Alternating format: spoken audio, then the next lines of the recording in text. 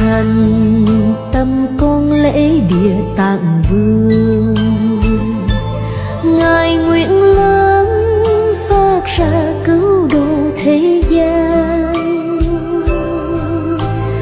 Địa ngục nếu chẳng không, Phật vì quyết chẳng thành, lòng bi kia chấn động mười phương.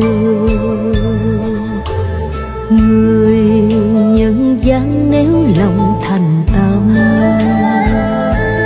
hằng chiêm ngưỡng xương danh lễ Ngài thiết tha. Tụng kinh siêng nhất tâm, ta tương dân cúng dường, thì thiên cung sẽ sinh hương